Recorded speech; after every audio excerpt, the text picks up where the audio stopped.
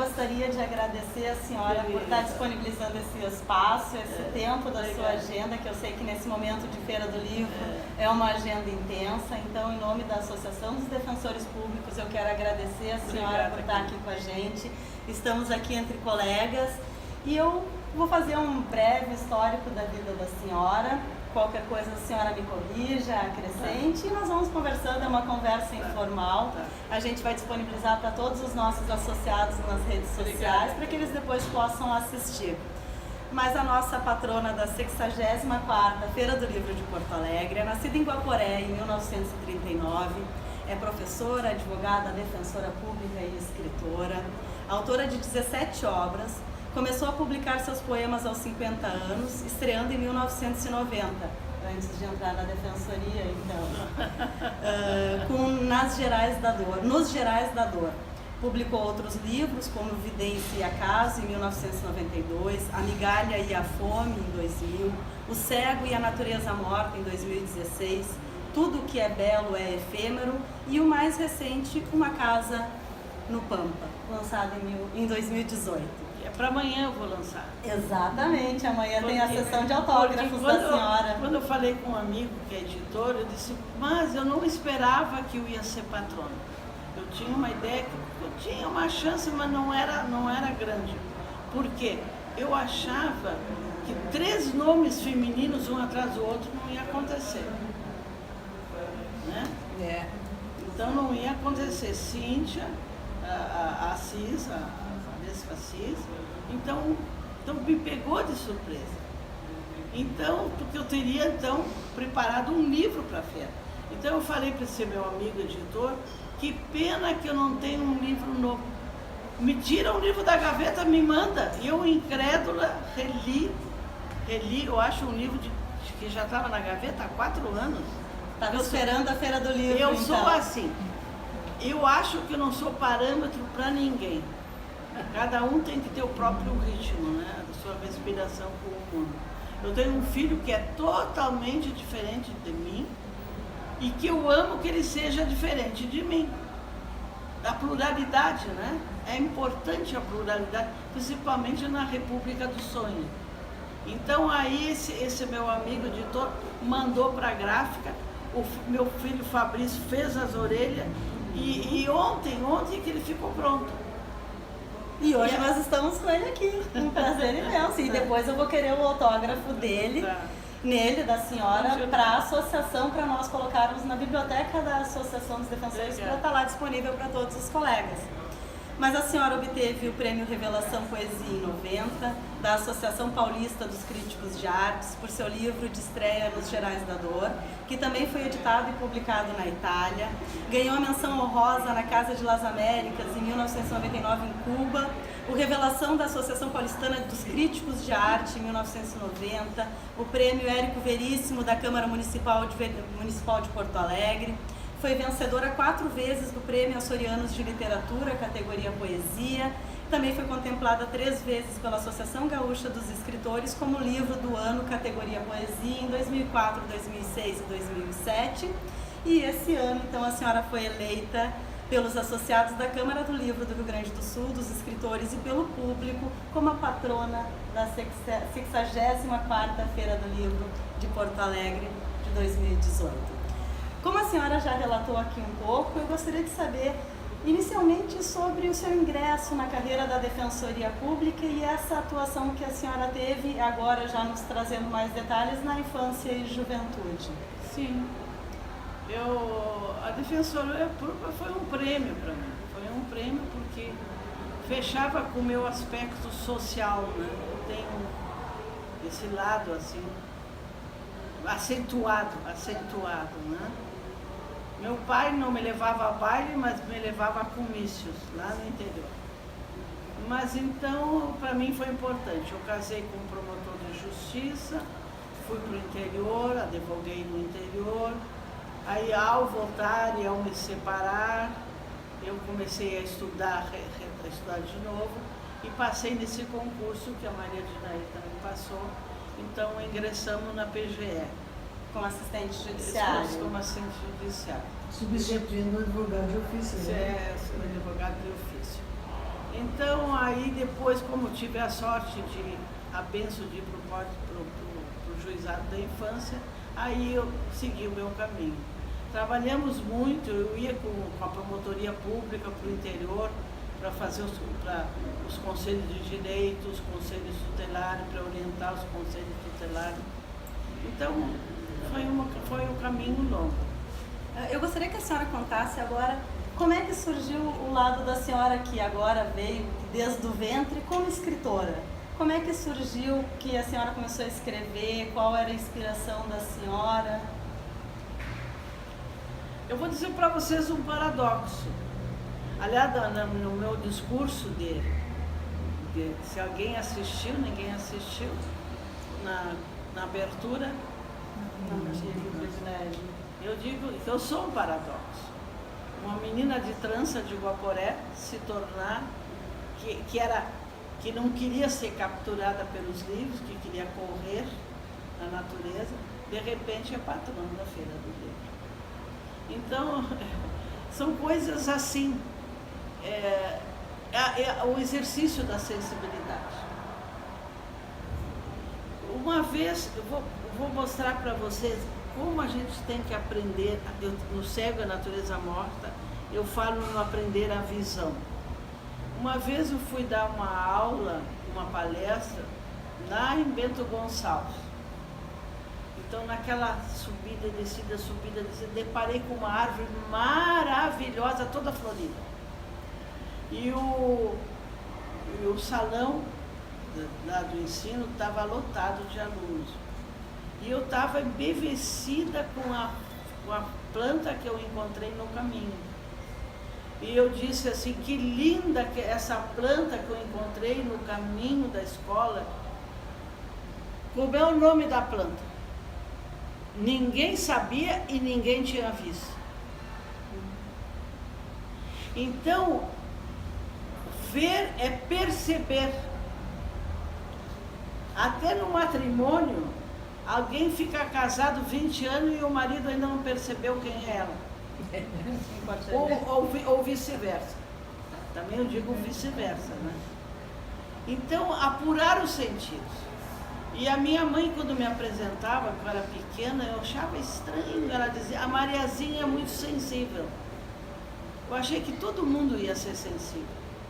Depois eu vi que não é bem assim. Então aí eu fui, mas eu criei os filhos, me separei, aí eu me disciplinei, porque eu acho assim, todo mundo é convidado a ser poeta. É ter cordialidade com a vida, com os elementos, é perceber as coisas. Mas nem todos são obrigados a ser escritor de poesia, que é uma tarefa que precisa persistência, constância, tenacidade, porque lida com a linguagem. Então foi assim. Sim. É importante isso que a senhora falou, porque hoje em dia, nesse mundo moderno, na velocidade em que a gente vive, muitas vezes a gente vê e não percebe. E o quanto faz toda a diferença quando a gente tem essa sensibilidade e a gente começa a trabalhar e desenvolver essa sensibilidade. Sim, tem que se preparar, tem que desenvolver a sensibilidade. Que nem música. De repente, só tendo um ouvido absoluto, tu vai gostar de música clássica. Se tu não treina, não vai, né? Então tem que desenvolver a sensibilidade. Isso é muito importante. Eu gostaria de ouvir da senhora, além da escrita, que é uma profissão e provavelmente também é algo que deve dar prazer para a senhora. Uma profissão que é devoção, sabe por quê? Porque não tem patrão, não tem horário e não teria salário. Porque a maioria dos escritores precisa de uma profissão paralela. No meu, a coincidência com a defensoria encaixou pela minha paixão pelo social. O acesso do pobre à justiça é uma coisa fantástica. Então, para mim, mas tem gente que tem que trabalhar como dentista, que tem como médico, tem grandes escritores médicos, diplomatas e advogados, né? Tem que ter uma profissão paralela.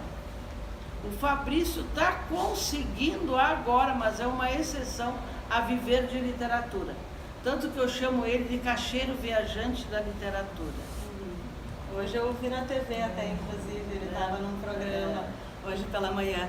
Mas eu gostaria de saber um pouco mais da senhora, descobrir um pouco mais das suas peculiaridades e particularidades. Uma delas é saber se a senhora tem algum hobby, o que a senhora faz nos seus momentos de lazer, para que a gente conheça um pouco mais da pessoa da Maria de Carta. Eu sou uma pessoa comum que amo os hábitos do cotidiano.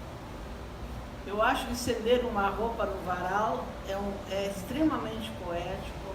Agora eu não tenho cozinhado, mas já cozinhei com a casa cheia, né? E, então, a criação dos filhos.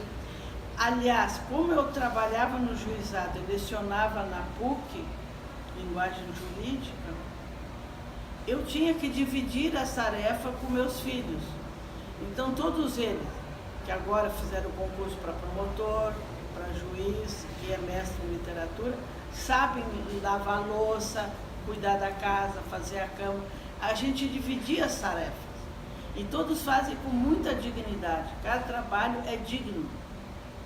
Feito com nobreza, né? E, inclusive, eu acho que o seu filho tem um texto que foi publicado há um tempo atrás, até justamente falando sobre isso que ele aprendeu em casa, o quanto era importante, o quanto dignificava. Caiu no vestibular a crônica dele, retardada aos 8 anos. Então era assim, eu tenho a Carla, o Rodrigo, o Fabrício e o Miguel, né? Ele tinha dificuldades, ele falava errado, mas ele tinha uma criatividade e uma imaginação fora de série.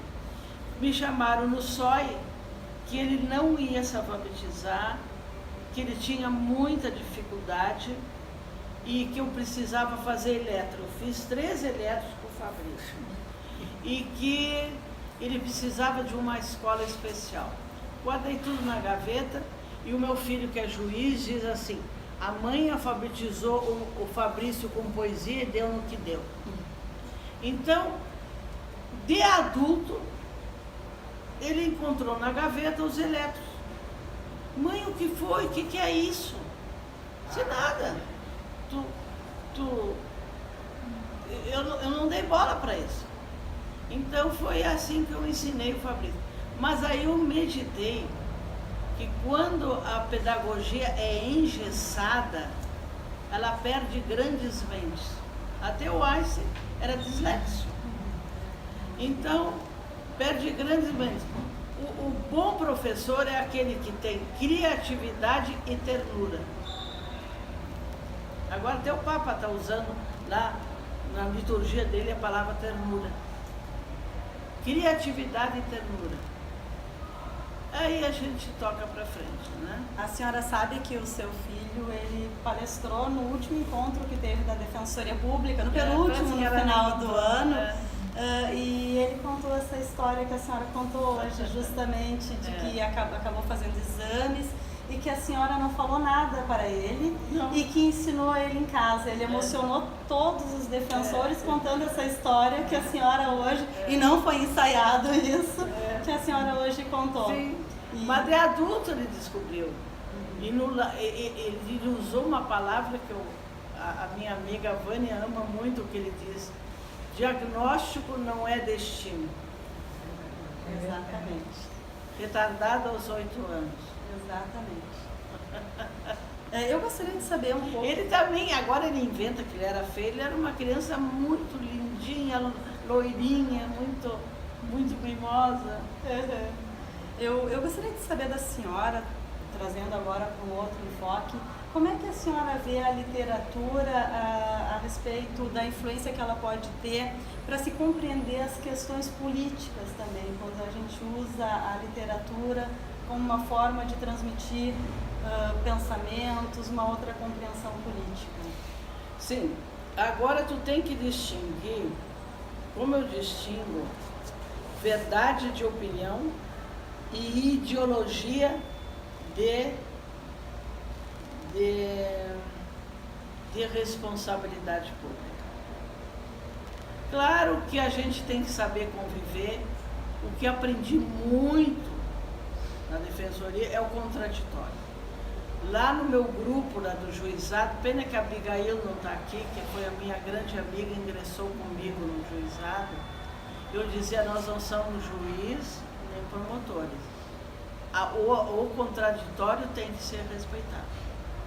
Mas também na vida, saber ouvir o outro, mesmo que seja diferente da gente. Uma coisa é ideologia política e outra coisa é a ética, uma coisa para mim que é fantástica, a ética comunitária.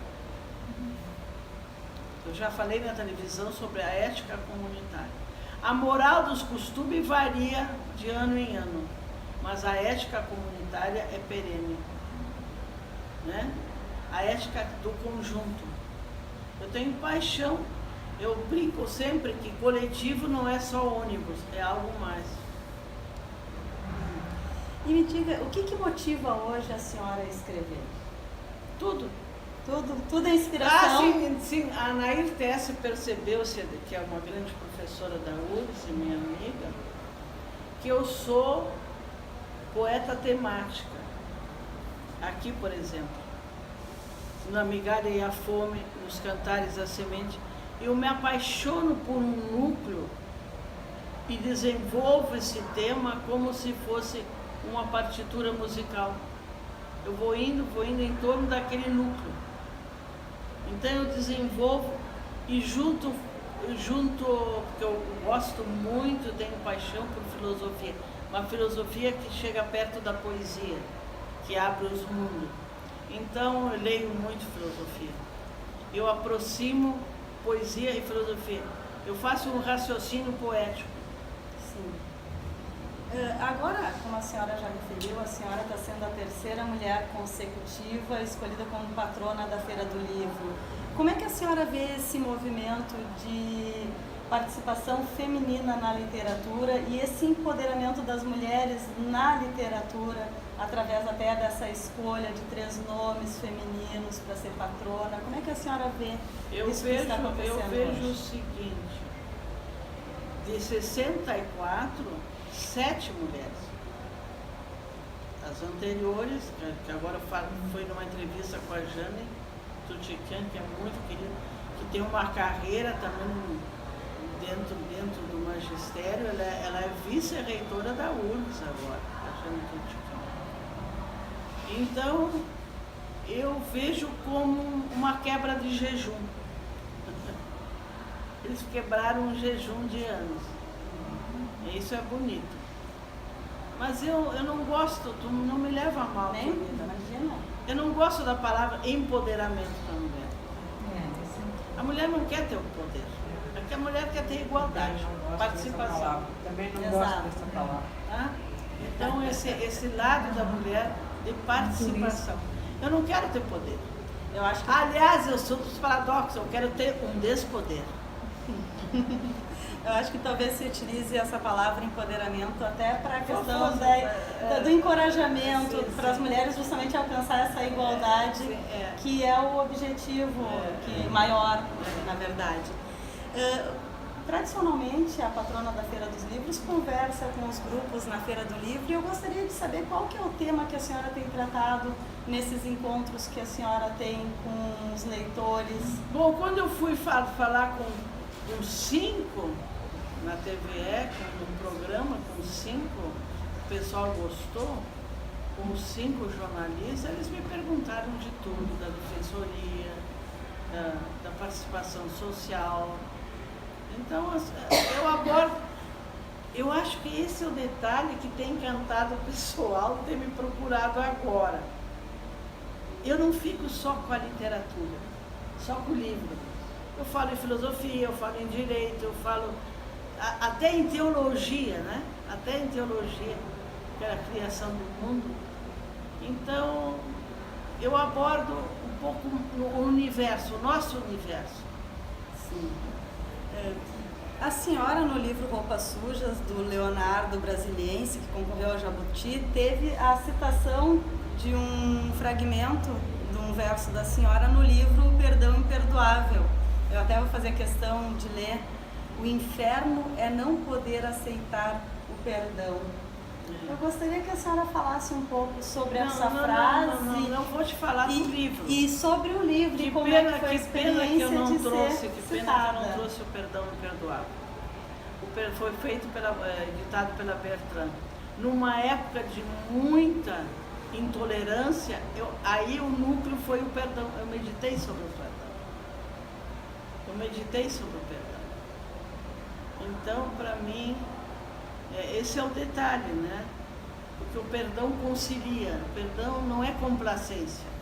Aí eu falo, que nem a Hannah Arendt, que eu amo muito, a filósofa Hannah Arendt, a vida dela, assim, é de uma coragem, porque ela quer a verdade, ela não se rende a grupos, né?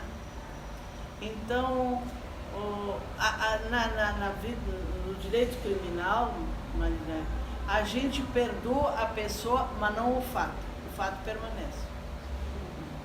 Esse é o detalhe. Então, não é que a gente vai apagar o fato permanece.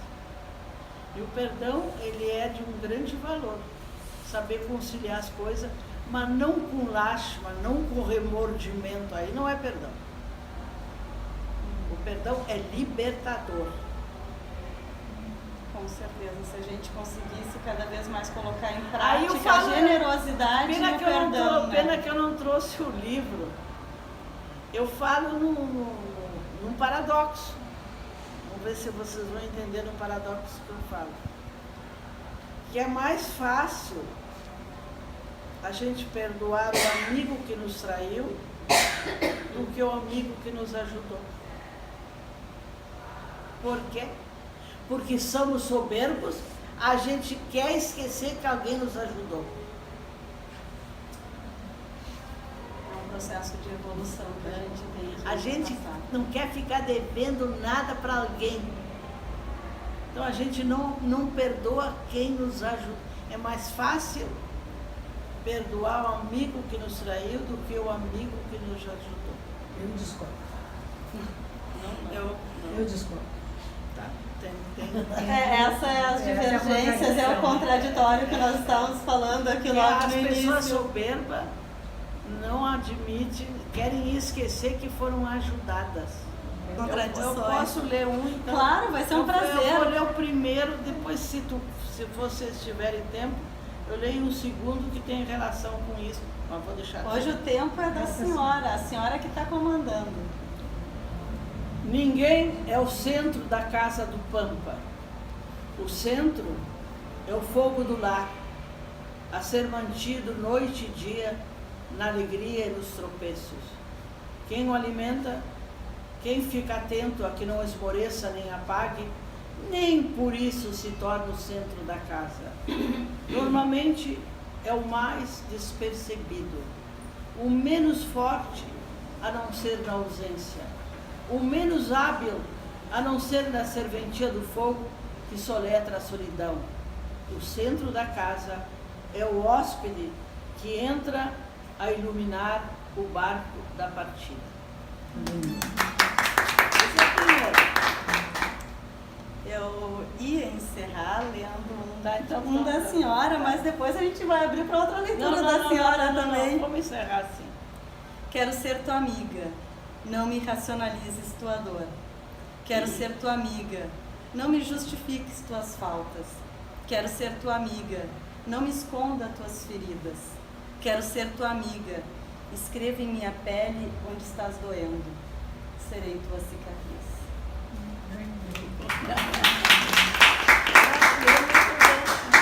Muito obrigada. Eu que agradeço. Professora, doutora, escritora Maria Carpe, patrona da 60ª, mãe de 4 filhos, avó de 6 netos. Uma vida. Ontem eu vim que a creche do meu neto. Tem uma coisa muito linda como mãe. A creche do mais novo do Francisco, o filho do Rodrigo, que é promotor, veio à praça e eu fiquei, mas ele ficou tão. Ele dizia, a minha avó é patrona. A minha avó é patrona. Todo orgulhoso. O outro grande orgulho, o Fabrício ficou pai quando era estudante. E eu abracei aquela criança que ia nascer. E depois ela foi morar em Brasília com a mãe, mas depois ela voltou para Porto Alegre, a Mariana. Ela tem uma página de Viva Voz, porque eu não tenho Facebook. A minha maneira de ser é mais reservada. Mas ela tem uma de Viva Voz, Mariana Carpe, onde ela fala da avó e fala do pai. Bom, então a Mariana Carpe, ela se intitula assim. Ela fez vestibular da URGS, passou no Letra, e lá, adivinhem, ela está estudando Maria Carpe. Que lindo, né? Ela estava contigo ano passado, né? Ela vai estar amanhã também. O mesmo orgulho que o seu neto teve naquela praça, a senhora pode ter certeza que nós, como defensores, estamos tendo a patrona da Feira do Livro, uma defensora pública. Para nós isso muito nos honra. Obrigada. Eu gostaria de entregar essas flores para a senhora. Essa é sempre viva, exatamente, né? é simbólico, exatamente, essas flores, que elas, como o próprio nome diz, elas se mantêm sempre viva e que essa amizade que a gente pode começar a construir sejam que nem essas flores, que elas sejam sempre vivas.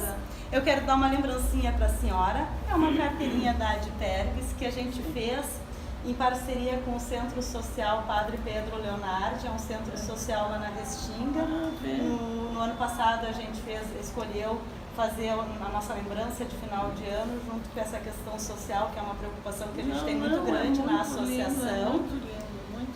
E vou deixar com a senhora também, que a gente sempre tem muito interesse, que a senhora venha e faça parte com a gente da Associação dos Defensores. Vou deixar aqui todos os documentos para a senhora. Mas eu gostaria de agradecer a senhora. Então, foi uma grande honra, um imenso prazer.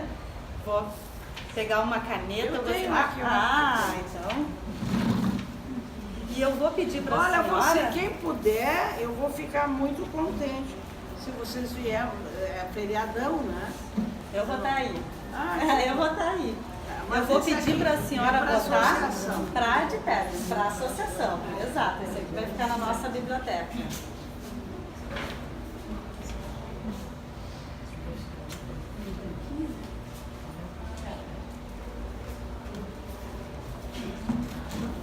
Olha a foto.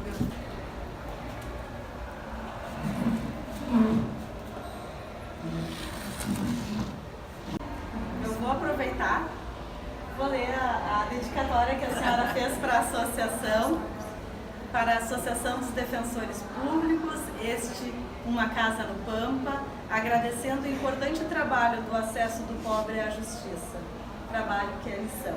Maria Carpe. Muito obrigada.